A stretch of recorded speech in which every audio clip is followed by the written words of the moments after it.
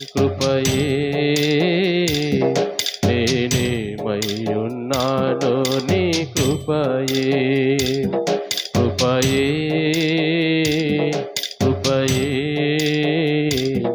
నే బ్రతికి ఉన్నానంటే కృపయే అర్హత లేకున్నా ప్రేమించావు ఇదికే నీ కృపయే యోగ్యత లేకున్నా హెచ్చించావు ఇది కేవలం నీ కృపయే అర్హత లేకున్నా ప్రేమించావు ఇది కేవలం నీ కృపయే యోగ్యత లేకున్నా హెచ్చించావు ఇది కేవలం నీ కృపయే లోకము నన్ను ఆకర్షింపగా అల్లరితనము నా చుట్టూ చేరగా ఓటమి నా బ్రతుకును హేళన చేయగా నీ కృపతో నన్ను బలపరచితివే లోకము నన్ను ఆకర్షింపగా అల్లరితనము నా చుట్టూ చేరగా ఓటమి నా బ్రతుకును హేళన చేయగా నీ కృపతో నన్ను బలపరచితివే ఇంతగా నన్ను హెచ్చించుటకు ఏ పాటి వాడను యేసయ్యా ఇంతగా నన్ను హెచ్చించుటకు ఏ పాటి వాడను యేసయ్యా నీ కృపకు ఎల్లప్పుడూ కృతజ్ఞుడను నీ కృపకు ఎల్లప్పుడూ కృతజ్ఞులము కృపయే కృపయే నేనేమయ్యున్నానో నీ కృపయే కృపయే కృపయే నే బ్రతికి ఉన్నానంటే కృపయే అర్హత లేకున్నా ప్రేమించావు ఇది కేవలం నీ కృపయే యోగ్యత లేకున్నా హెచ్చించావు ఇది కేవలం నీ కృపయే శ్రమలు శోధనలు నన్నావరింపగా అజ్ఞానము చేనే హీనమవ్వగా మరణపు కోరలు నా చుట్టూ చేరగా నీ కృపతో నన్ను బ్రతికించితివే శ్రమలు శోధనలు నన్నావరింపగా అజ్ఞానము చేనే హీనమవ్వగా మరణపు కోరలు నా చుట్టూ చేరగా నీ కృపతో నన్ను బ్రతికించితివే ఇంతగా నన్ను ప్రేమించుటకు ఏ పాటి వాడను యేసయ్యా ఇంతగా నన్ను ప్రేమించుటకు ఏ పాటి వాడను యేసయ్యా నీ కృపకు ఎల్లప్పుడూ కృతజ్ఞులము నీ కృపకు ఎల్లప్పుడూ కృతజ్ఞులము కృపయే కృపయే నేనేమయ్యున్నానో నీ కృపయే కృపయే కృపయే నే బ్రతికి ఉన్నానంటే కృపయే అర్హత లేకున్నా ప్రేమించావు ఇది కేవలం నీ కృపయే యోగ్యత లేకున్నా హెచ్చించావు, ఇది కేవలం నీ కృపయే. అవునయ్యా, యేసయ్యా నీకు స్తోత్రం నాయన. అవును ప్రభు, అర్హత లేని వారు అయినప్పటికీ, యోగ్యత లేని వారు అయినప్పటికీ నాయన, మమ్మల్ని ప్రేమించిన దేవా నీకు వందనాలయ్యా. మమ్మల్ని హెచ్చించిన దేవా నీకు వందనాలు. మీ కృపతో మమ్మల్ని భద్రపరుస్తున్న దేవా నీకు స్తోత్రాలయ్యా. స్తోత్రాలు స్తోత్రాలు ప్రభు. అవునైనా ఈ లోకం వైపు మేము చూస్తున్నప్పుడు నాయన, మమ్మల్ని ఆకర్షిస్తున్నప్పుడు లోకమునైనా అయ్యా మేము ఓడిపోయామనుకుంటున్నప్పుడు నాయన, మీ కృపతో మరల బలపరిచిన ఆయన లోక సంబంధించిన ఆలోచనలు అలవాటునైనా అయా యువత అన్ని కూడా దూరపరిచి మరలా మీ కృపతో మమ్మల్ని బలపరుస్తున్న దేవానికి వందనాలయ్యా. అయా పరిశుద్ధురా దేవానే వందనాలు చెల్లించుకున్నావు నాయన. ప్రేమామయుడా నీకు వందన. ఎన్నో రకరకాల సమస్యలతో మేము ఉన్నప్పుడు నాయన, దుష్టుడు ఎక్కడ మా మీద దాడి చేయకుండా మాకు తోడుగా ఉండి ప్రభా మమ్మల్ని మీ కృపతో కాపాడుతున్న దేవా నీకు వందనాలు ప్రభా. అవునయ్యా, మేము మమ్మల్ని ఇంతగా ప్రేమించడానికి నాయన, ఇంతగా మాకు తోడుగా ఉండటానికి, హెచ్చించడానికి నాయన ఏమాత్రం భారం అయ్యా మేము. అవును ప్రభా నీకు వందనాలు స్తోత్రం. ఇవన్నీ ప్రభా ఇలాగ మేము ఉన్నామంటే మీ కృప నాయన. ఇదిగో ఇంతగా మేము ఆరోగ్యంగా మీ సన్నిధిలో ప్రార్థిస్తున్నామంటే అయ్యా మీ కృప నాయన మాకు తోడుగా ఉందని నమ్ముచున్నాం ప్రభాని. దేవుని సన్నిధిలో అలాగే ప్రార్థన చేసుకుందాం. యేసయ్యా నీకు స్తోత్రమయ్యా అని. మీ కృప లేకపోతే నాయన మేమేమైపోతామో కదా ప్రభా. దేవా స్తోత్రమయ్యా, స్తోత్రం ప్రభా. ప్రార్థన చేసుకుందాం. పరిశుద్ధుడా ప్రేమామయుడా జీవాధిపతి అయిన దేవా, జీవము కలిగిన దేవా, మీ పరిశుద్ధ పాదాలకు వందనాలు, స్తుతులు, స్తోత్రాలు, కృతజ్ఞతలు చెల్లించుకున్నాం ప్రభా. గడిచిన దినములన్నీ మమ్మల్ని కాపాడి నాయన మీరు ఎక్కల చాటును భద్రపరిచి ప్రభా ఈ రోజునైనా మీ సన్నిధిలో ఈ విధంగా ప్రార్థించుకునే అవకాశం మాకు ఇచ్చిందేవా మీకు స్తోత్రాలు చెల్లించుకున్నాం ప్రభా. పరిశుద్ధ వచ్చిన వీళ్ళందరినీ కూడా జ్ఞాపం చేసుకోండి. ఇంకా రావాల్సిన బిడ్డలు కూడా త్వరగా మీ సన్నిధికి రావడానికి సహాయం చేయమని ప్రార్థన చేస్తున్నాం నాయన. దేవా నీకు వందనాలు.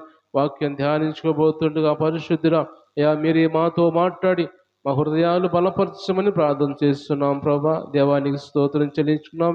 వచ్చిన బిడ్డలందరూ మరోసారి జ్ఞాపం చేసుకొని మీ ఆత్మతో మీ వాక్యంతో అందరూ నింపమని ప్రార్థిస్తూ యేసు పరిశుద్ధ నామములో ఈ ప్రార్థన అడిగి పొందుకొని ఉన్నాం తండ్రి, ఆమేన్. అందరూ కూర్చుందామండి. దేవుని పరిశుద్ధ నామానికి మహిమ కలుగును గాక.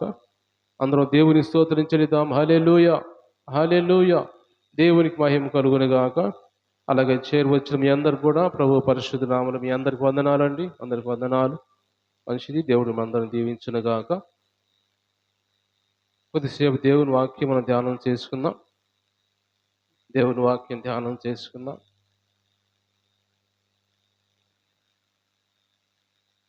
మన పరిశుద్ధ గ్రంథం బైబిల్లో నుంచి యోహాను సువార్త 13వ అధ్యాయం.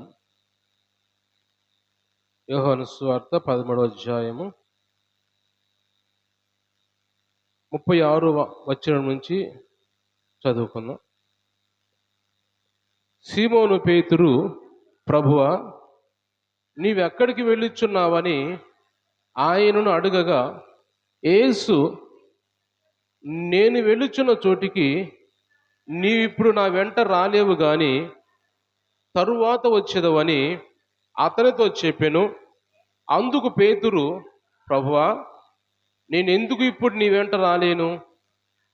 నీ కొరకు నా ప్రాణం పెట్టుదునని ఆయనతో చెప్పగా, యేసు నా కొరకు నీ ప్రాణం పెట్టుదువా?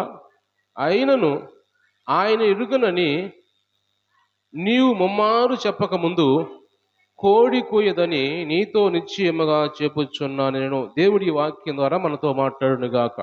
ప్రియమైన దేవుని బిడ్డలారా, మనం గమనించాలంటే ఇక్కడ పరిశుద్ధ ఆత్మ దేవుడు తన వాక్యం ద్వారా మనతో మాట్లాడుచున్న మాటలు ఏమిటంటే, ఈరోజు ఈ 13వ అధ్యాయం యోహాను సువార్తలో సీమోను పేతురు గురించి కొన్ని మాటలు దేవుడు మనతో మాట్లాడుతున్నాడు.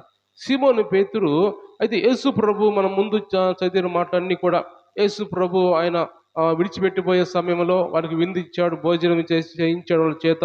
వారికి కొన్ని మంచి మంచి మాటలు చెప్పాడు.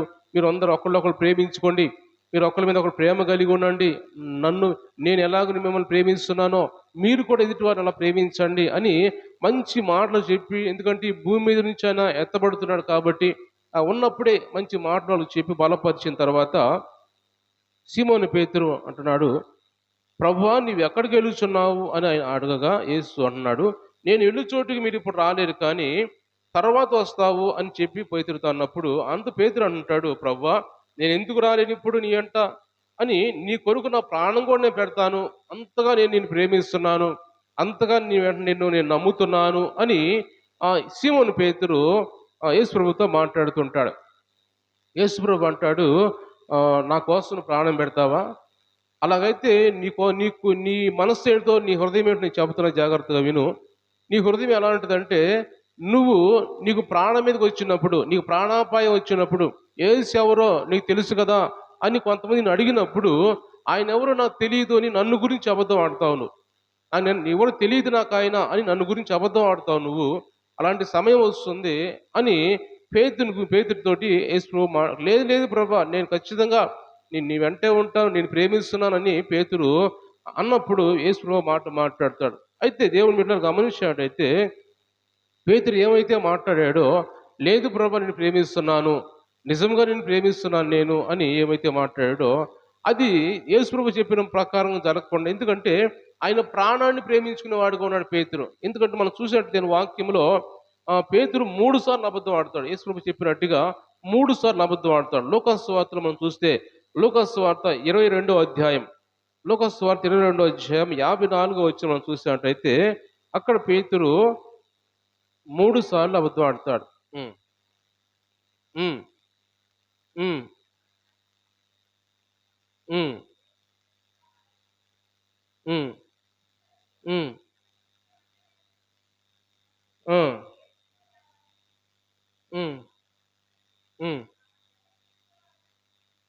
చూచి తేరి చూసి చెప్పాను. అందుకు పేతురు, నేను అతను ఎరుగున, నేను కొంతసేపటికి నువ్వును వాళ్ళు ఒకడవనగా ఓయి నేను కాను, నేను ఇంచుమించు ఒక గడియిన తర్వాత మరొకడు నిజముగా వీడును అతనితో కూడా ఉండెను, వీడు గలిలయుడని దృఢముగా చెప్పాను. అందుకు పేతురు, ఓయి నువ్వు చెప్పినది నాకు తెలియదా నేను. అతను ఇంకనూ మాట్లాడుచుండగా వెంటనే కోడి కూసాను. అప్పుడు ప్రభువు తిరిగి పేతురు వైపు చూశాను కనుక, పేతురు నేడు కోడి కూయక మునుపు నీవు ముమ్మారు ఎరుగనందు అని ప్రభు తనతో చెప్పిన మాట జ్ఞాపకము చేసుకొని వెలుపలికి పోయి సంతాపబడి ఏడ్చెను. దేవుని స్తోత్రించేద్దాం, హల్లెలూయా. ఇక్కడ పేతురు ఏమైతే యేసు ప్రభువుని నిన్ను ఎరగనని నేను చెప్పను ప్రభా, నిన్నే ప్రేమిస్తున్నా, నీ కోసం నా ప్రాణమే పెడతాను ప్రభా అని ఎంతగా దేవుని యెడల నమ్మకం కలిగి ఉన్నాడో. పేతురు వాస్తవంగా చూస్తే యేసు ప్రభు అంటే ఎంతో నమ్మకంగా ఉన్నవాడు, ఎంతో నమ్మకం కలిగిన వాడు. ఎందుకంటే ఒకసారి పేతురుని యేసు ప్రభు నా గురించి వీళ్ళందరూ ఏమనుకుంటున్నారు, ప్రజలు ఏమనుకుంటున్నారు అన్నప్పుడు పేతురు అంటాడు, నువ్వు దేవుని కుమారుడని క్రీస్తువి అంటాడు. మరొకసారి అంటాడు, అయ్యా నిత్య జీవ మాటలు కలిగిన వాడు, నిన్ను విడిచిపెట్టి మేము ఏడకి వెళ్తామని యోహాను సువార్త 6వ అధ్యాయంలో కూడా ఒక మాట అంటాడు. నువ్వు నిత్య జీవ మాటలు కలిగిన వాడివి, నిన్ను విడిచిపెట్టి ఎక్కడికి వెళ్తాం ప్రభు అని. అంటే అంత నమ్మకం కలిగిన వాడుగా యేసు ప్రభు మీద పేతురు ఉన్నాడు, నిజంగా వాస్తవంగా ఉన్నాడు.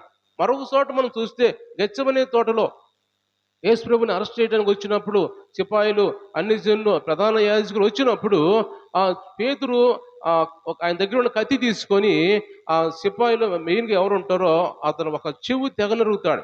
అంటే యేసు ప్రభు మీద ఎంత ప్రేమో, యేసు ప్రభు అంటే ఎంత నమ్మకమో ఖచ్చితంగా పేతురులో ఉంది. కానీ అంత నమ్మకంగా ఉన్న పేతురు, అంత దేవుని ప్రేమించేవాడు, ప్రాణం ఇచ్చేవాడు, అంతే ఖచ్చితంగా ప్రాణం ఇచ్చేవాడు అనుకోవాలి. ఎందుకంటే అంతమంది సిపాయిలు ఖడ్గాలు లేకపోతే వాళ్ళు కత్తులు అవి తీసుకొని వచ్చినప్పుడు వాళ్ళంతమంది ముందు ఖడ్గం తీసి ఒక సిపాయినే కొట్టాడంటే ప్రాణాన్ని ఎంత ప్రేమించలేదు పేతురు, ప్రాణం తెగించేసాడు ఆ పని.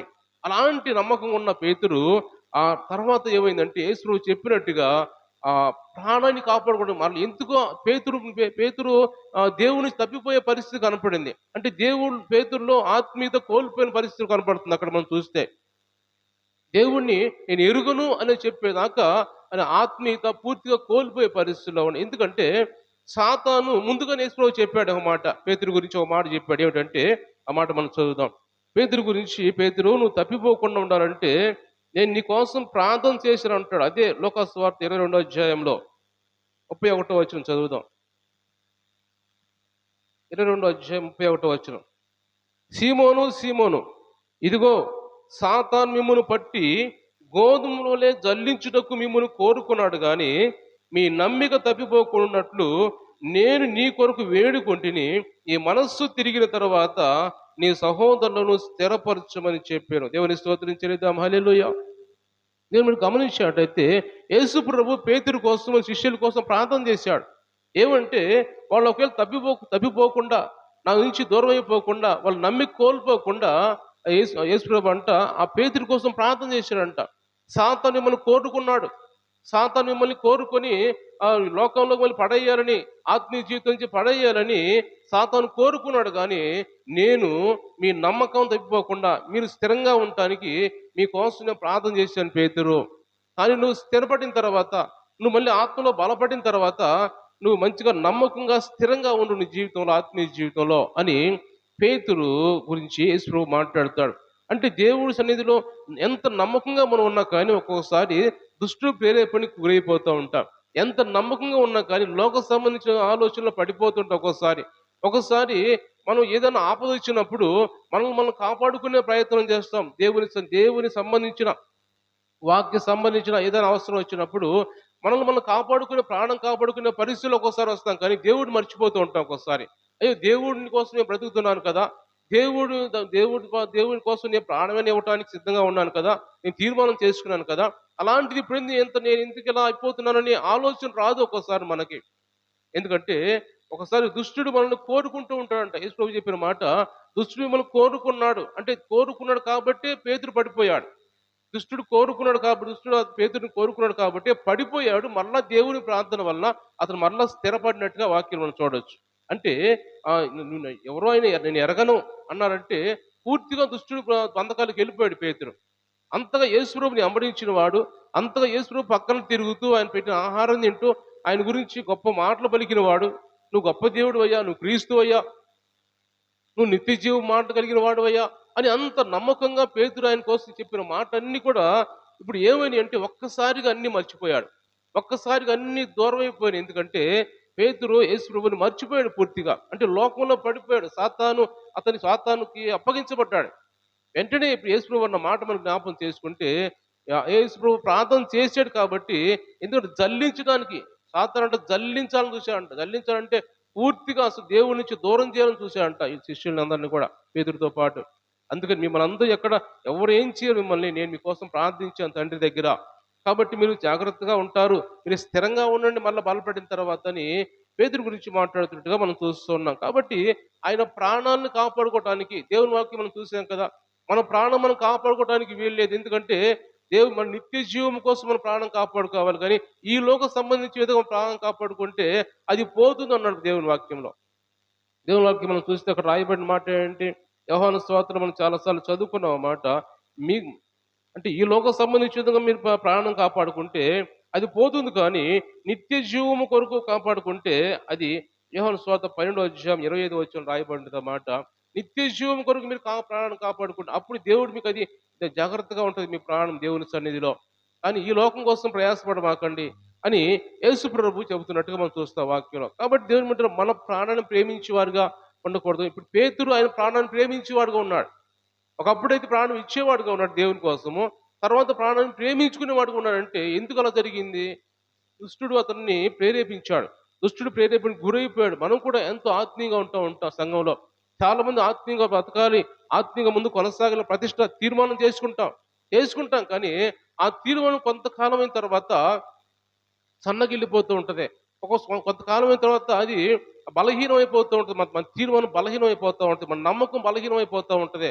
ఆ బలహీనం అయిపోయినప్పుడు సాతాను దాన్ని క్యాచ్ చేసుకొని ఎలా బలహీనం అయిపోతున్నారు కాబట్టి వీళ్ళు పట్టుకుందాం, ఏదో విధంగా వీళ్ళకి ఆశ పెడదాం, లోకాశ పెట్టి వీళ్ళని పడేయాలి, లాగాలి అనే ఆలోచనతో పట్టుకున్న పరిస్థితులు మనం చూస్తూ ఉంటాం. కాబట్టి అలాంటి పరిస్థితులు మనము నమ్మకం కోల్పోకుండా మనం ఉన్నట్టయితే, అంటే మన నమ్మిక కోల్పోకుండా దేవుడు మన కోసం ఎల్లప్పుడూ ప్రార్థన చేస్తూ ఉంటాడు. కానీ మనము ఒక్కోసారి ఎలాగ పడిపోతూ ఉంటాం, ఒక్కోసారి ఈ లోక సంబంధించిన ఆశలు పడిపోతూ ఉంటాం, ఆలోచనలు పడిపోతూ ఉంటాం. కాబట్టి ఇలా అలా ఉండకూడదని పరిశుద్ధాత్మ దేవుడు ఈ రోజు మనతో మాట్లాడుతూ ఉన్నాడు. అపోస్తలుడైన పౌలు కూడా చాలా సార్లు మనం గమనిస్తాం. అపోస్తలుల కార్యములో 20వ అధ్యాయాలు ఏమి, లేకపోతే ఇంకా అపోస్తలుల కార్యం మనం చూస్తే ఆయన ప్రాణాన్ని ఆయన ఎంత మాత్రం ప్రియముగా ఎంచలేదంట అపోస్తలుడైన పౌలు. ఎందుకు ఇలా నన్ను బాధ పెడుతుంటారు, నేను దేవుని కోసం ప్రాణమైన ఇవ్వటానికి సిద్ధపడుతున్నాను అంటే అపోస్తలుల 20వ అధ్యాయం అంటాడు, నా దేవుని కోసం ప్రాణం ఇవ్వడానికి ఇష్టపడుతున్నాను, మరి ఎందుకు మీరు ఇబ్బంది పెడతారు అంటాడు. ఒకసారి నేను సువార్త ప్రకటించబోతే నాకు నా గొప్ప అపాయము, శ్రమ, నాకు నా ప్రాణాన్ని నేను ఎంత మాత్రం ప్రియముగా ఎంచుకోవటం లేదు నేను దేవుని కోసం అంటాడు. అంటే దేవుని కోసం ప్రాణం ఇచ్చేవాడుగా అపోస్తలుడైన పౌలు ఉన్నాడు. అలాగే పేతుని గురించి మనం చూస్తే పేతురు తర్వాత స్థిరపడ్డాడు. దేవుని వాక్యం మనం చూస్తే ఆయన తర్వాత అపోస్తలుల కార్యం 2వ అధ్యాయంలో వాళ్ళు పరిశుద్ధాత్మను పొందుకున్న తర్వాత అందరు శిష్యులందరూ కూడా మేడగదిలో ఉండి ఆత్మ పొందుకున్న తర్వాత పౌలు స్థిరపడి ఆయన వాక్యం ద్వారా ఆయన నోరు తెరిచి ప్రార్థన చేస్తేనే, లేకపోతే ఆయన నీడ తగిలితేనే, ఆయన మాట్లాడితేనే, ఆయన వాక్యం చెబితేనే అనేక మంది పరిశుద్ధాత్మతో నింపబడటం కావచ్చు. ఆయన నీడ తగిలిన దగ్గర అనేక రోగులు బాగుపడటం కావచ్చు. అంతగా స్థిరపడ్డాడు పేతురు. ఒక్కోసారి ఎందుకు దేవుడి మాటలు మాట్లాడుతున్నాడంటే, ఒక్కోసారి ఆత్మలో పడిపోయే పరిస్థితి వస్తున్నప్పుడు మనం తిరిగి మళ్ళీ మేలుకోవాలి. ఇప్పుడు పేతురు చేసిన పని అదే. 3 సార్లు అబద్ధం ఆడాడు. అబద్ధం ఆడిన తర్వాత ఎప్పుడైతే అబద్ధం ఆడాడో యేసు ప్రభు తిరిగి పేతురు వైపు చూశాడంట. అలాగా నేను చెప్పిన మాట కరెక్ట్ నెరవేరిందా పేతురు అన్నట్టుగా ఆయన బాధలో ఉండి కూడా, ఆయన శ్రమలు పొందుతూ కూడా యేసు ప్రభు ఒక్కసారి తిరిగి పేతురు వైపు చూసినప్పుడు ఆ చూపు, లేకపోతే ఆయన చెప్పిన మాట జ్ఞాపకం వచ్చి, లేకపోతే అంత వేదనలో బాధలో ఉన్న ఆ చూపు, ఆ దయ కలిగిన చూపు పేతురుని చూసినప్పుడు అతను పశ్చాత్తాపం కలిగింది. పేతురికి పశ్చాత్తాపం కలిగే, అయ్యో నేను ఇలా చేశాను, ఎందుకు చేశాను, ఇలా ఎందుకు తప్పిపోయానని వెంటనే పశ్చాత్తాపడ్డాడు. వెంటనే బయటికి వెళ్ళి భయంకరంగా ఏడ్చుకుని పశ్చాత్తాపడ్డాడు. అక్కడి నుంచి మరలా స్థిరపడ్డాడు. అక్కడి నుంచి మరలా బలం పొందుకున్నాడు. నేనేమిటి ఇలాగ పడిపోవటం ఏంటి, నేనేంటి ఇలాగా దేవుని వైపు తిరుగుతూ, దేవుని ప్రక్కన తిరుగుతూ ఆయన నమ్మిన వాడిని ఇలా నేను పడిపోవటం ఏంటి అని ఒక ఆలోచన ఆయనకి వచ్చినప్పుడు పేతురికి వెంటనే స్థిరమైపోయాడు. మళ్ళీ వెంటనే స్థిరపడ్డాడు. ఇంకా దేవుడు ఆయన్ని స్థిరపరిచినట్టుగా మనం 21వ అధ్యాయంలో యోహాను సువార్తలో మనం చూస్తాం. ఆయన కొంత సడలిపోతున్నప్పుడు యోహాను సువార్త 21వ అధ్యాయంలో ఆయన మళ్ళా యేసు దగ్గరికి వచ్చి ఆయన తట్టి ఆయనతో మాట్లాడి బలపరిచి 1, 2 సార్లు 3 సార్లు అబద్ధం ఆడడానికి 3 సార్లు నన్ను ప్రేమిస్తున్నాం అంటాడు. అక్కడ 3 సార్లు నేను అబద్ధం ఆడేవని, ఎప్పుడైతే అబద్ధం ఆడే పేతురు మళ్ళా 21వ అధ్యాయంలో 3 సార్లు, అంటే ఆయన గుర్తు రావడానికి, నన్ను ఎరగనని ఒకసారి మనం అన్నావు కాబట్టి మళ్ళా అలాంటి పరిస్థితులు రాబాకు నువ్వు అని, నన్ను ప్రేమిస్తున్నావా అని 3 సార్లు అంటాడు పేతురుతోటి యేసు ప్రభు. ఎందుకంటే వెనకటి జీవితాన్ని గుర్తు చేస్తాడు పేతురికి. ఇలా నన్ను అబద్ధం ఒకసారి తప్పిపోయావు, మళ్ళా పడిపోమాకు నువ్వు అని పేతురుతోటి యేసు ప్రభు మాట్లాడుతున్నట్టుగా మనం వాక్యాలు చూస్తూ ఉంటాం. కాబట్టి దేవుని బిడ్డలు గమనించినట్టయితే ఈరోజు దేవుడు మనతో మాట్లాడుతున్న మాటలు కూడా చాలా మంది బైబిల్లో మనం చూస్తే అలాగ పడిపోయిన వారు, దేవుని సన్నిధికి వస్తూ ఆత్మీయంగా పడిపోయిన వారు మనం చూస్తూ ఉంటాం. అలాంటి వారు మరొకరు మనం చూస్తే బైబిల్లోనే, మరొకరిని శిష్యుల్లోనే మనం చూస్తే తోమా కూడా ఆయన నమ్మకాన్ని కోల్పోయిన పరిస్థితి మనం చూస్తాం. యేసు ప్రభు శిష్యుడైన తోమా, ఆయన కూడా నమ్మకాన్ని కోల్పోయాడు. మనం చూస్తే ఒకసారి యోహాను సువార్త 20వ అధ్యాయంలో మనం చూస్తే అక్కడ రాయబడిన మాట ఏమిటంటే 20-24 చూద్దాం.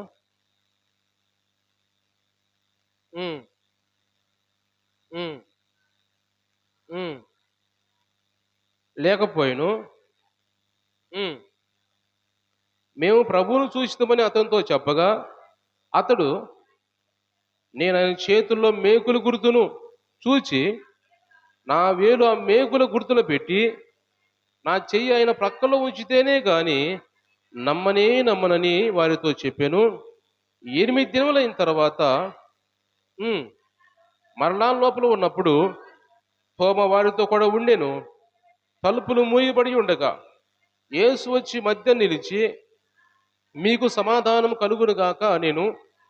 తర్వాత తోమాను చూసి, నీ వేణుడి చాచి నా చేతులు చూడుము, నీ చెయ్యి చాచి నా ప్రక్కలో ఉంచి అవిశ్వాసివి కాక విశ్వాసి ఉండమనెను. అందుకు తోమా ఆయనతో, నా ప్రభువా నా దేవా, నేను యేసు నువ్వు నన్ను చూసి నమ్మితేవి కనుక చూడక నమ్మిన వారు ధన్యులని అతనితో చెప్పాను. దేవుని స్తోత్రం చెల్లిద్దాం. హల్లెలూయా. తోమా కూడా ఆయన పక్కన తిరిగిన వాడే, శిష్యుడే, కానీ ఆయన నమ్మకం కోల్పోయాడు. నేను నమ్మను, ఆయన వచ్చాడంటే నమ్మను నేను. ఆయన తిరిగి లేచేయండి నమ్మను. ధర్మశాస్త్రం ఏం చెప్పింది, వాళ్ళు చదువుకున్న మాటలు ఏమైనాయి, అన్ని దేవుడు చెప్పిన మాటలన్నీ నేను తిరిగి లేస్తాను, నేను మొదట గలిలయ ప్రాంతం వెళ్తాను, నేను తిరిగి లేస్తాను చెప్పిన మాటలు వాళ్ళతో ఎన్నో మాటలు విన్నారు. కానీ వాళ్ళు నమ్మకుండా నమ్మకం లేకుండా ఉన్నాడు తోమా కూడా. నమ్మకం లేకుండా ఉన్నప్పుడు వెంటనే ఆయనకు నమ్మకం కలిగించడానికి యేసు ప్రభు మరలా ఆయన కోసం మరలా వస్తాడు. ఎందుకంటే ఆయన ఏర్పరచుకున్న మనుషుల్ని ఎక్కడ పోగొట్టుకోడు ఆయన. ఆయన పిలుచుకొని ప్రయాసపడి తిరిగి సంపాదించుకున్న మనుషుల్ని ఎక్కడ పోగొట్టుకోడు ఆయన. పోగొట్టుకోకుండా వాళ్ళతో మరలా మరలా మాట్లాడుతుంటాడు. అలా మాట్లాడి వాళ్ళని బలపరిచి నమ్మకం మరలా కలిగే విధంగా, చూడు నన్ను చూడు, నా చేతులు చూడు, నా ప్రక్కన చూడు, నా గాయాలు చూడు, చూసి నమ్ముతున్నావు, చూడక నమ్మేవాళ్ళు ఇంకా ధన్యులు తోమా అని తోమతో మాట్లాడిన తోమ మళ్ళీ పశ్చాత్తాపడతాడు. నా ప్రభువా నా దేవా నేను పొరపాటు చేశానయ్యా అని పశ్చాత్తాపడినట్టుగా దేవుని వాక్యం మనం చూస్తూ ఉంటాం. కాబట్టి దేవుని వెంటనే గమనించినట్టయితే మనందరూ కూడా ఎక్కడ మనం నమ్మిక కోల్పోకుండా, తప్పిపోకుండా, చాలా మంది రోజులు నమ్మకం కోల్పోయి తప్పిపోయి దూరం అయిపోతున్న పరిస్థితులు దేవునికి. కాబట్టి అలాంటి పరిస్థితుల్లో మనం ఉండకుండా దేవుణ్ణి నమ్మిన వారిగా, నమ్మకం కలిగిన వారిగా మనం ఉన్నట్టయితే దేవుడు మనల్ని దీవించేవాడిగా ఉంటాడు. దేవుడు వల్ల మనం ఒకవేళ పొరపాటు చేస్తున్నా కానీ ఆ పొరపాటు వల్ల సరిదిద్దుకొని పేతురు వలె, తోమ వలె సరిదిద్దుకొని, ప్రభువా నేను పొరపాటు చేస్తున్నాయా అని క్షమించు ప్రభువా అని మనం దేవుడిని అడిగితే దేవుడు మనం క్షమించేవాడిగా ఉన్నాడు. కాబట్టి మనం కూడా అలాగ దేవుని స్థలంలో ప్రార్థన చేద్దాం. మనం పేతురు వలె అబద్ధమాడేవారిగా ఉండక, దుష్టుడు గురయ్యేవారుగా ఉండక, దుష్టుడు ఒకవేళ మనం ప్రేరేపిస్తున్నప్పుడు దాన్ని మళ్ళీ వెంటనే మనం తెలుసుకొని వెంటనే పశ్చాత్తాపడి మనం వాటిని ఒప్పుకొని, ప్రభా ఎన్నడికి నేను చేయను, ఎన్నడూ ఇలాంటి పనులు చెయ్యను ప్రభా అని మనం ప్రార్థన చేసినట్లయితే ఖచ్చితంగా దేవుడు మనతో మాట్లాడతాడు, మన హృదయాన్ని బలపరుస్తాడు, స్థిరపరుస్తాడు, ఆయన రాజ్యానికి మనం వారసులుగా చేస్తాడు. కాబట్టి ఈ మాటలని మన హృదయంలో తీసుకుందాం. దేవుడు ఈ మాటలు దీవించి ఆశీర్వదించునుగా. అందరూ కూడా ప్రార్థన చేసుకుందాం, కళ్ళు మూసుకుందాం, ప్రార్థన చేసుకుందాం. పరిశుద్ధుడా దేవా, ఇదిగోనైనా ఇంతవరకునైనా మీ సన్నిధితోడుగా ఉంచావు ప్రభా అని మాతో మాట్లాడిన దేవా నీకు వందనాలు ప్రభా అని ప్రార్థన చేసుకుందాం. ఈ గడిచిన దినములన్నీ కూడా దేవుడు మనల్ని కాపాడి ఈ 40 దినాల ఉపవాస ప్రార్థనలో 31వ రోజు దేవుని సన్నిధిలో ఈ విధంగా దేవుని నామాన్ని ఘనపరచడానికి, మహిమపరచడానికి దేవుడు ఎంతో కృప చూపించాడు. అందరూ కూడా ప్రార్థన చేసుకుందాం. దేవానికి స్తోత్రమయ్యా, స్తోత్రమయ్యా, స్తోత్రము నాయన, వందనాలు. మహోన్నతురానికి స్తోత్రము. కళ్ళు మూసుకుందాం, ప్రార్థన చేసుకుందాం. యేసయ్యానికి స్తోత్రమయ్యా, స్తోత్రమయ్యా, స్తోత్రము నాయన. పరిశుద్ధుడా